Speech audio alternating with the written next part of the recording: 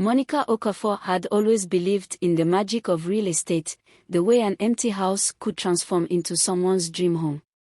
But she never expected that selling homes would lead her to the doorstep of her own desires. At 25, Monica was beautiful, ambitious, and one of the best estate sales agents in Lagos. Her clients adored her efficiency, her radiant smile, and the way she made every property feel like a once-in-a-lifetime opportunity. Yet, for all her success, her heart was caught in a quiet storm. That storm had a name. Chief Alexander Dike. A 55-year-old business magnate, Alexander was a man of quiet power and undeniable presence. His company, Dike Holdings, had interests spanning real estate, manufacturing, and finance. Widowed for 8 years, he carried his grief with a dignified air, focusing on his empire and his 2 grown children. He had no interest in love. Or so he thought. Monica first met Alexander at an exclusive property showing in Ikoyi. The estate was an elegant blend of modern architecture and old-world charm, much like the man himself. She was supposed to impress him, to sell him the dream. But it was she who found herself captivated. From the moment he stepped into the mansion, Alexander commanded attention. Tall, broad-shouldered, with silver streaks in his neatly trimmed beard, he exuded an effortless confidence. His deep, observant eyes met Monica's, and something unspoken passed between them. "You're young for this field," he said, his voice smooth as aged whiskey. Monica smiled, tilting her head. "And you're wise enough to recognize talent when you see it, sir." He chuckled, the sound deep and warm. "Fair enough." That was the beginning. Over the next few weeks, their interactions became more than professional. Monica found excuses to check in on the estate's listing, and Alexander, against his better judgment, found himself looking forward to her visits. She admired his mind, his wisdom, the way he commanded respect without demanding it. He was unlike any man she had ever known, refined, reserved, yet with a kindness that softened his edges. But could a man like him ever see her as more than a young professional? One evening, after another long meeting at his office, Monica lingered as Alexander walked her to the elevator. The air between them was charged, thick with words left unsaid. "Monica," he said at last, his voice softer than she'd ever heard it. "You remind me of someone I lost a long time ago." Her heart pounded. "Is that a bad thing?" For a moment, he simply studied her. Then, with a wistful smile, he murmured, "No. But it scares me." The door slid open, and Monica stepped inside, leaving behind a man who, for the first time in years, felt something stir in his heart. She could feel the warmth of his palm against hers, the weight of his confession hanging between them. "Then let's not rush," she said softly. "Let's just see where this takes us." A slow smile touched his lips. "That sounds like something I can handle." As the night stretched on, neither of them noticed how time slipped away. Outside, the city lights flickered like stars, but inside that quiet, intimate space, a new flame had been lit, one neither of them was quite ready to name, but neither could deny. After that dinner, something shifted between Monica and Alexander. Their conversations became more frequent, their meetings more personal. He started calling her just to hear her voice, and she found herself looking forward to those deep, late-night talks where he let his guard down, revealing glimpses of the man behind the powerful businessman. But with every step closer, Monica felt the weight of unspoken fears. Would society accept them? A 25-year-old woman with a 55-year-old widower. Would his grown children approve? More importantly, was he truly ready to love again, or was she just a pleasant distraction? These thoughts swirled in her mind the night Alexander invited her to a private gala, a prestigious event attended by Lagos elite. It was his way of introducing her into his world, a silent declaration that she was more than just another business associate. Monica spent hours picking the perfect outfit, finally settling on an emerald green evening gown that complemented her smooth, dark skin. When she arrived, Alexander was waiting for her at the entrance, dressed in a sharp black tuxedo. "You take my breath away," he murmured as his eyes drank her in. A shiver ran through her. "You're not so bad yourself." As they walked into the grand ballroom, conversations paused, heads turned. Whispers followed them, but Alexander seemed unbothered. He kept her close, his hand resting lightly at the small of her back. Then, midway through the evening, Monica met them and his children. David, 30, a corporate lawyer, and Kayamika, 27, a fashion entrepreneur. Their gazes were unreadable, their politeness forced. "So," David said, swirling the champagne in his glass. "How long have you been working with my father?" Monica straightened, sensing the unspoken question beneath his words. "I'm an estate sales agent, but we actually met through a property deal," she answered evenly. Kayamika arched a brow. "And now you're attending galas with him?" Before Monica could respond, Alexander spoke. "I invited her," he said firmly. "She's important to me." The tension in the air was thick, and Monica felt a silent challenge in Kayamika's stare. Later, when she and Alexander were alone on the balcony, she exhaled. "That was intense." He sighed, rubbing his temple. "They just need time." "Are you sure they'll ever come around?" she asked, turning to face him. He looked at her, his gaze softening. "I don't know. But I know what I feel when I'm with you, and I won't let anyone dictate my happiness." Monica's heart swelled, but she knew this was just the beginning. Could love be enough to bridge the gap between them and the world that stood in their way? The tension between them had been building for weeks, unspoken desires lingering in every lingering glance, every subtle brush of fingers, every stolen moment that felt heavier than words. But neither had dared to cross the line. Until that night. It was a rainy evening, and Alexander had invited Monica over to his private estate in Banana Island. She hesitated at first, but something in his voice, something deeper, more vulnerable, made her accept. When she arrived, the rain was a soft drizzle, misting the air with the scent of wet earth and ocean breeze. The mansion was warm and inviting, a stark contrast to the storm brewing inside her. Alexander greeted her at the door, his usual composed demeanor slightly unraveled.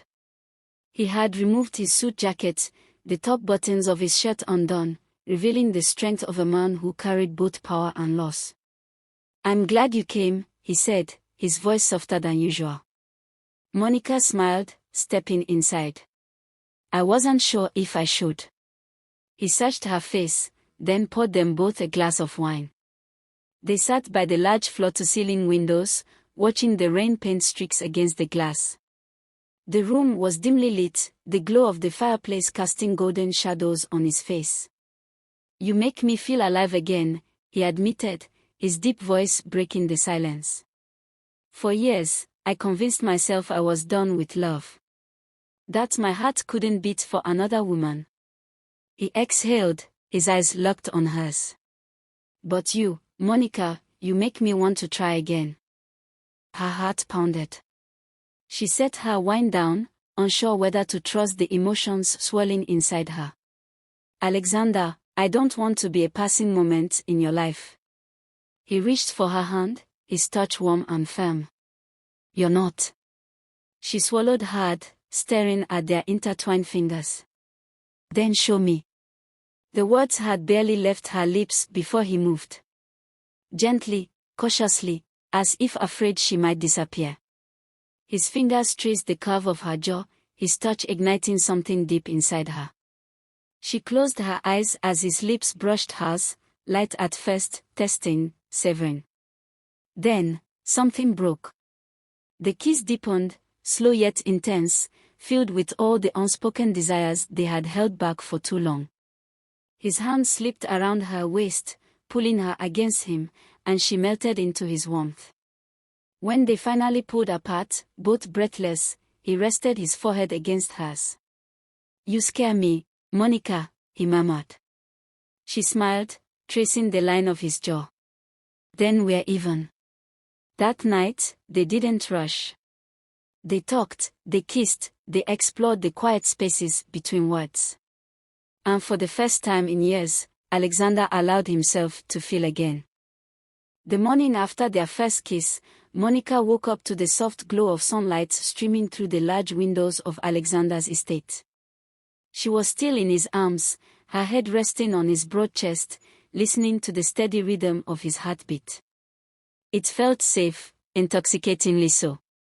She tilted her head to look up at him. His silver-streaked hair was slightly tousled, his face relaxed in a way she had never seen before. Even in sleep, he was a man of quiet strength. As if sensing her gaze, his eyelids fluttered open, revealing those deep, knowing eyes that had undone her the night before. A slow smile curved his lips. "Good morning," he murmured, his voice still husky from sleep. She smiled back. "Good morning." He reached up, brushing a stray curl from her face. "You stayed." Monica felt warmth spread through her. "I didn't want to leave." His fingers trailed down her arm, sending shivers over her skin. "I didn't want you to." They lay there for a moment, wrapped in the newness of what had just begun between them. But reality, as always, loomed in the background. "I know this isn't going to be easy," Monica whispered, her fingers tracing circles on his chest. "Your world, it's different from mine." Alexander sighed, his expression growing thoughtful. "I won't lie to you, Monica. People will talk. My children may not understand.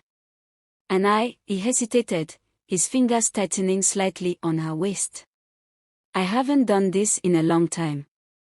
She studied his face, the lines of experience etched into his features. He was a man who had loved deeply and lost profoundly. She was asking him to take another risk. "I don't need promises, Alexander," she said softly. "I just need you to be honest with me. If this is real, if you want this, I'll stand by you." His eyes darkened with something she couldn't quite name.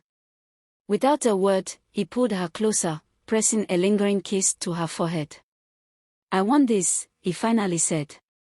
"I want you." A flutter of emotion swelled in her chest. But before she could respond, the shrill ring of his phone shattered the moment. Alexander sighed, reaching for the device on his nightstand. His brows furrowed as he read the caller ID. "It's David," he muttered, referring to his son. Monica sat up, her heart sinking slightly. She knew this day would come. Alexander hesitated for a moment before answering. "David." Even though she couldn't hear the other side of the conversation, the tension in Alexander's body told her everything she needed to know. "I see," he said, his voice measured. "We'll talk about this in person." He hung up and turned to her, his expression unreadable. "They know," he said simply. "And they want to talk." Monica swallowed. She had always known this wouldn't be easy. But as she looked into Alexander's eyes, she knew one thing for certain: she wasn't ready to walk away. The tension in the air was thick as Monica sat beside Alexander in his sleek black Mercedes, heading to his family's private residence in Ikoyi. He had insisted on driving himself, needing the distraction, the control. Monica could sense the weight of his thoughts. He hadn't said much since David's call, but his grip on the steering wheel was just a little too firm. "Are you sure about this?" she asked softly. He glanced at her briefly, then returned his focus to the road. "Yes. If this relationship is going to work, they need to know exactly where I stand." Monica nodded, but her stomach churned with nerves. She had met David and Kayameka once at the gala, and their cool reception was enough to warn her that tonight wouldn't be easy. When they arrived, the security guard opened the gates, and Alexander pulled into the grand driveway. The Dike family home was nothing short of breathtaking, a sprawling mansion surrounded by lush gardens, a symbol of old money and power. As they stepped inside, Monica could feel the scrutiny before a single word was spoken. David stood by the bar, pouring himself a drink, his sharp suit emphasizing his rigid stance. Kayameka was seated elegantly on the plush cream-colored sofa, her perfectly manicured fingers tapping against her knee. Neither looked particularly pleased to see her. "Dad," David said, setting his glass down. "We need to talk." Alexander exhaled, his hand instinctively finding the small of Monica's back. "That's why we're here." Kayameka's eyes flickered to Monica, assessing. "So, it's true. You're dating a girl barely older than me." Monica stiffened, but Alexander's voice was calm. "Her name is Monica. And yes, we are seeing each other." David scoffed, shaking his head. "This is ridiculous. Dad, do you even hear yourself? She's young enough to be your daughter.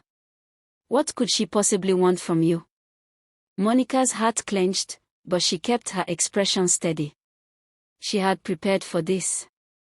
"Respectfully, David," she said, her voice firm but measured.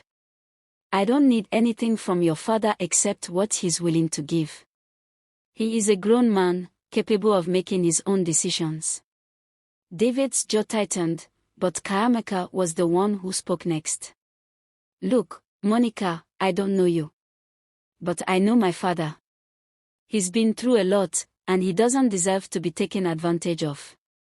Alexander's voice turned cold. "Enough." Both of his children looked at him, startled by the authority in his tone. "I know you're worried, but this is my life.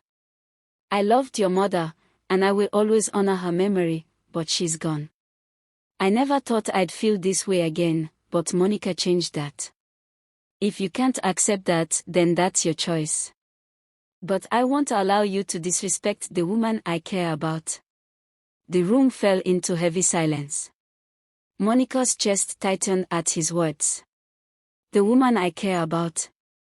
David sighed, rubbing his temples. "Dad, it's not that simple." "No," Alexander agreed. "But love never is." Kayameka's gaze softened, though doubt still lingered in her eyes. "Are you sure about her?" Alexander turned to Monica, his eyes warm and unwavering. "I've never been more sure of anything." Monica felt tears sting her eyes. She had been ready to fight for her place in his life, but he had done it for her. David and Kayameka exchanged a glance. It was clear they weren't convinced yet, but Alexander's conviction had shaken them. Finally, David exhaled. "Fine. If this is what you want, we'll try to understand. But don't expect us to accept it overnight." "That's all I ask," Alexander said. As they left that evening, Alexander reached for Monica's hand, intertwining their fingers. "You okay?" he asked. She squeezed his hand gently. "I am now." He smiled, lifting their joined hands to his lips. "Then that's all that matters." Monica knew the battle wasn't over, but tonight, she had won something important. His love. His loyalty. And that was enough. The tension of the evening slowly melted away as Alexander and Monica returned to his estate. The conversation with his children had been difficult, but it was a step in the right direction. For the first time, Monica felt like they had a chance, not just as two people caught in unexpected feelings, but as something real, something lasting. As they stepped inside, Alexander loosened his tie and exhaled deeply. "That went better than I expected," he admitted. Monica smiled, slipping off her heels. "They didn't exactly roll out the welcome mat, but they didn't shut you out either. That's a win." He turned to her then, studying her as if seeing her for the first time. "You handled yourself well tonight." She stepped closer, reaching up to smooth the collar of his shirt. "I had to. I can't let them think I'm some naive girl chasing after a rich man." His hand lifted, cupping her cheek. "You're not." You're so much more than that, Monica.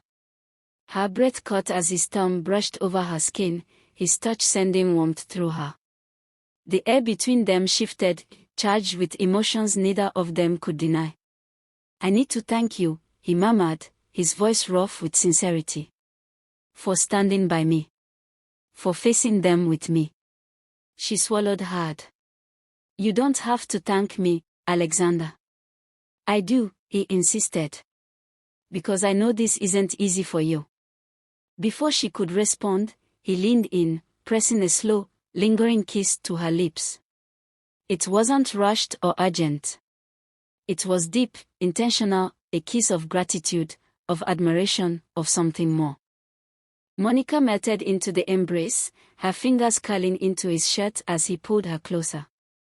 His arms wrapped around her, strong and reassuring, as if anchoring her to him. When they finally pulled apart, he rested his forehead against hers. Stay a little longer tonight, he said softly. Her heart pounded. She had spent time with him before, but this felt different. This wasn't about uncertainty, it was about trust, about moving forward. Yes, she whispered. A slow, knowing smile spread across his lips before he took her hand and led her to the large window overlooking the city. The twinkling skyline stretched before them, reflecting the quiet hope growing between them. They talked for hours, sharing pieces of their past, their fears, their dreams. Alexander spoke of his late wife with deep respect, but there was no sadness in his voice, only acceptance. Monica shared her aspirations beyond real estate, and he listened intently, offering encouragement where she doubted herself. At some point, she rested her head on his shoulder, and he laced his fingers through hers. I don't know where this will lead, Monica, he admitted. But I know I don't want to let you go.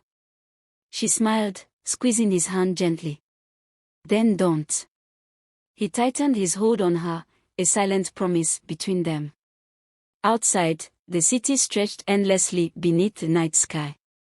But in that moment, all that mattered was the quiet space between them, the space where love was beginning to bloom. Please share, subscribe and turn on the notification bell for more stories. Thank you.